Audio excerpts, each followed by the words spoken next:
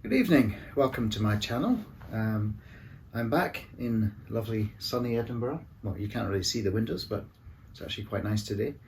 I'm going to go out for a run up the hills later. That should be nice, although a little bit chilly. But yeah, speaking of chilly, segue, I have a story called, well, I'll tell you what it's called in a minute, but it's, temperature is relevant, shall I say. It's based on 5 random words, those 5 words being, and this is story number 144, and it's called Cold Water Shock. As Martina's chilled toes found purchase on the pebbles, they slipped around one another, seeking rest, a sensation which reminded her of the noise and feeling of marbles rolled in the palm, a flash of memory from childhood. She tried to savour every moment of this odd, fearful experience, since it seemed unlikely she'd be doing it again.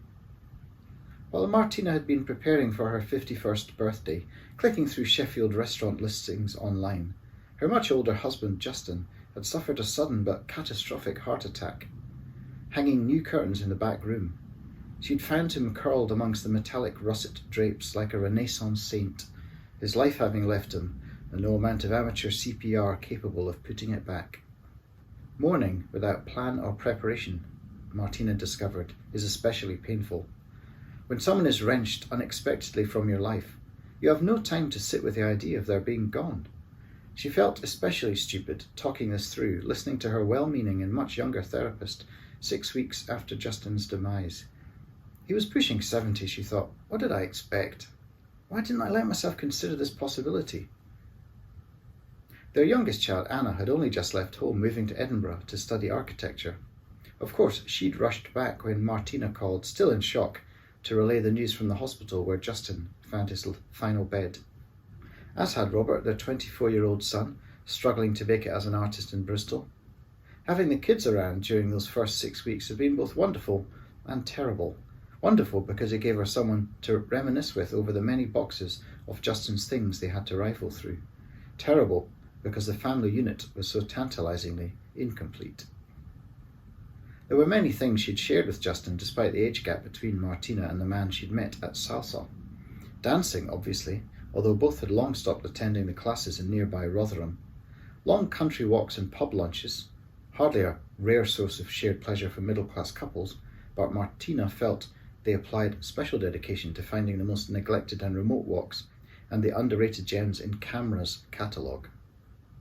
Less predictably, they both loved prog rock, early Eddie Murphy films, Ronnie O'Sullivan playing snooker, and dangerously hot Indian food. However, there were many things they didn't share, activities that each partner reserved for themselves. This, she believed, was the true secret of their marriage.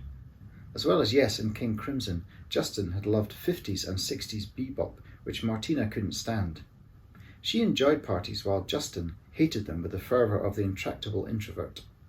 And Justin loved wild swimming with his group of loony dookers in remote rivers and lakes. Martina had never seen the appeal. She loved feeling warm and dry. For her, the best part of an energetic country walk was the cosy pub, ideally with a crackling log fire afterwards. The notion of voluntarily submitting to the icy embrace of a raging winter river sounded like hell. Yet Justin saw it differently. He'd patiently explain that his group liked to seek out neglected rivers, ponds and reservoirs which offered a perspective you don't get on land, whatever that meant. She was about to find out, for Martina, on the surprising advice of her sensitive son, had decided to try for the very first time the experience her husband had cherished as most sacred. Justin had been a rather scrawny though hardy Scot, which had made his sudden heart attack all the more shocking, given that he'd subjected himself to freezing temperatures, sans wetsuit all year round. But it transpired he'd had a rare kind of arrhythmia, which had gone undiagnosed until an afternoon's middling DIY had triggered his collapse. Martina hoped she suffered no such ailment as she parked her car on the edge of the moor where her OS map told her she'd find the Falls of Fallowdale, a mythic-sounding place the well-thumbed Wild Swimming Guide revealed offered sculpted natural plunge pools and a pleasantly secluded stretch with a gentle current pebbly underfoot. Justin had visited this place several times, and she'd admired the photos he'd posted on social media. The gnarled trees, bracken-covered banks and deep green water had reminded her of a fantasy novel cover illustration. Hobbits, hedgehog washerwomen, or boat-obsessed anthropomorphic water rats must surely frolic here. The falls themselves were impressive, a 20-foot drop from the granite bluff above, cascading onto mossy rocks, long sculpted into rounded bowls over unimaginable aeons. The falls could only be reached by a footpath, a permissive path, as the landowner haughtily reminded walkers, which wound across rolling moorland, then gave way to a grassy forested valley. Justin bemoaned the lack of right-of-way in England. He'd once made her read an entire book on the kinder trespass, and his group were especially militant about keeping such rarely trodden ways in common usage. There hadn't even been a proper car park, just a gravelly strip at the side of a B-road, where a long finger-post, long weathered by Pennine winters, pointed along a narrowly visible line of flagstones sunk into peat and heather. 4 miles and almost 90 minutes after she left the car as it approached noon, Martina finally left the moor and descended a grassy, bracken-deep hillside towards the River Irwin, glistening below. Over her waterproofs, oh the irony, she wore a small backpack, once Justin's, containing extra jumpers and a towel, as well as a plastic bag in which to stash her clothes in case of rain. She hadn't thought to purchase a wetsuit or obtain the stretchy neoprene or lycra leggings she imagined all-weather wild swimmers must wear.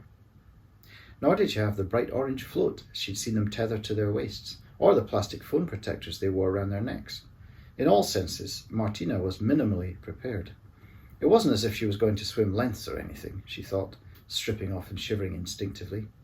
A quick plunge and thrash about in those pools underneath the falls, and she'd be out and drying off. Why had this seemed a good idea? As soon as her toes dipped into the stream, the roar of plunging water filling her ears, this seemed like lunacy, a cry for help, a sort of slow suicide, and yet the water crept up to her ankles, calves and thighs, while Martina gently crept forward into the smooth basin just a few feet from the waterfall.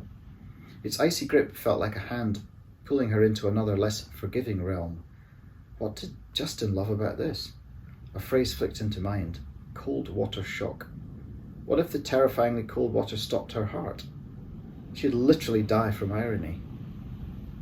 Martina wanted to laugh, but what escaped her lips was a gasp. Her intimate region had just felt the arctic bite of the Irwin. Was this bit worse for men who had a lot more to dangle into the torrent? Fortunately, or in the case of an emergency, possibly unfortunately, Martina had passed nobody on her lonely walk to the river, and she'd seen no one at the well-trodden, shingly crescent where she knew from photos Justin entered the water. Martina had eschewed the long, slow walk upstream to the falls that her husband had favoured. She'd walked up the Bracken riverbank to access the famous plunge pool directly. Was this a mistake? Her next step would take her over the lip of the granite basin into deep water. There was still time to withdraw. Apart from her painter son, nobody knew Martina was here to commune with nature or the spectre of her dearly departed, so she'd lose no face in giving up this madness. Once heated pools existed, why would people choose to do this? One of her towny friends might have asked. Nothing ventured, nothing gained. She could almost hear Justin gently urging her on with one of his well-worn cliches. Justin wasn't afraid of second-hand sentiment. It was one of the qualities she most loved about him. She'd never seen a man cry so easily at schmaltzy movies or be so willing to endorse a life-affirming meme or bumper sticker. "Whatever, Justin, you massive nutter," Martina said out loud. "Here goes." She took a deep breath, held her nose between two white-knuckled fingers and stepped out into the eddying current. In that moment her heels slid out from under her and she half fell, half dived into the depths, flailing like a punch-drunk brawler. Moments later, held tight in a fist of pure permafrost, her head broke the surface and she laughed and screamed with relief and amazement. It hadn't killed her. It might soon, however, if she didn't start moving. The river wasn't so deep that she couldn't easily find the bottom of the basin, slippery with moss or lichen or whatever. In a couple of places tiptoes were required, but she still felt reassured that she could stand in most places, with her head and shoulders out of the frothy bubbling water. This wasn't so bad, she thought, after a couple of short circuits of the 15-feet wide pool. Actually, it was kind of invigorating. Things felt different, more vivid, more alive. The bracken of the riverbank somehow felt richer and shinier, and she could see holes in the muddy banks underneath the ferny fronds that might be the burrows of water rats. Somehow, that thought didn't bother her at all. Martina ducked under the surface and the white noise of the waterfall behind her deepened to a bassy throbbing.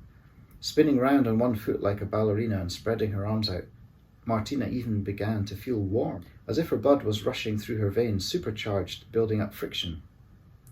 She lay back in the water, some of the spray from the falls landing on her forehead. The icy water felt like molten metal against her neck and shoulders. Martina tipped back upright and turned to look at the falls. Could she?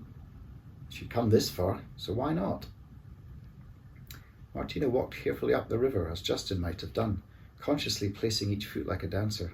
The shimmering cascade roared ever louder, icy needles dusting her shoulders and face as she stopped just inches from it. She looked up at a pale, almost pink sky, largely overcast, with a hint of brightness struggling to break through. Water poured over the edge of the sky, gathered from streams, burns, Justin would have called them. All around these gentle hills, channeled through lichen-dotted granite, swirling under rowing trees and oaks, willow and silver birch, down to this place.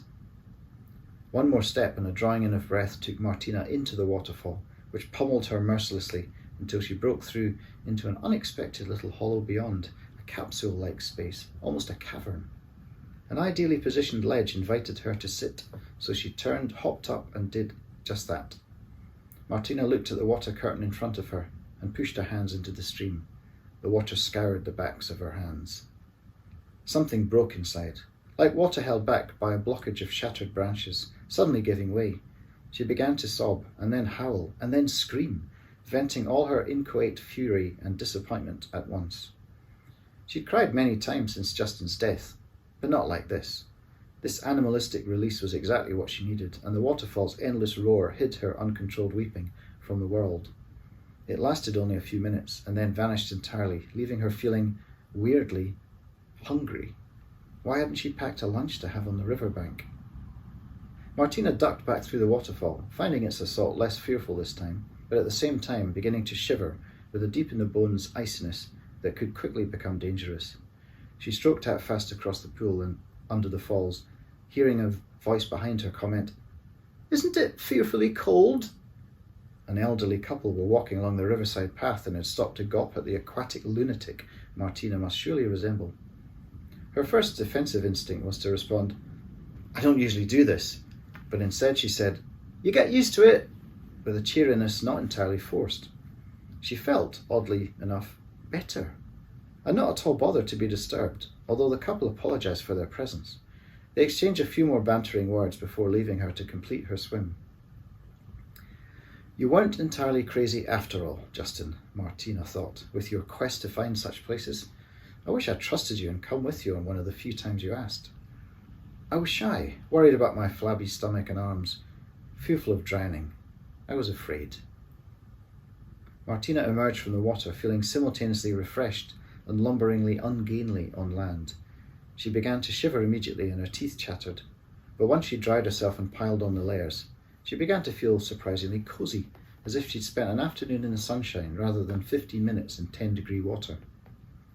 She used her phone to take a few photos of the falls, wondering if it was cowardly not to have taken a selfie.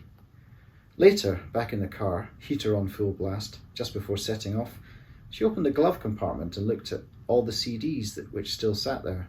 Charlie Parker, Dizzy Gillespie, John Coltrane, Eric Dolphy, how she hated that one, out to lunch indeed. Out of its jewel case on top was a red and yellow disc, Miles Davis, Sketches of Spain. She'd almost liked that one. No, it was too soon. She didn't want to break down halfway along the A57. Digging deep, Martina found an unfiled Basement Jaxx CD and slipped that into the stereo instead. The energetic dance music would get her bouncing in her seat. It invariably did, and that would help her warm up. There would be a day for Miles Davis, but it wouldn't be today.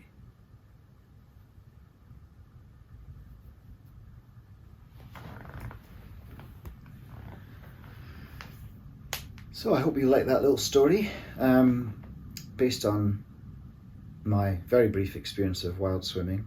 Well, I have wild swum quite a few times, but there was one particular time when I went with my sister Katie, which was terrifyingly cold. Much worse than that, actually. I did get cold water shock, I think. It took me about half an hour to stop shivering. but it's still an invigorating experience. Anyway, hope you liked that story. If you did, as ever, leave a comment, like it, share it, and if you're not a subscriber, why not? I mean, come on. Just hit the subscribe button and that will help me and this channel immensely. And I'll be back again with another story or a how-to video, some aspect of writing perhaps, very soon. Thanks for listening. Bye.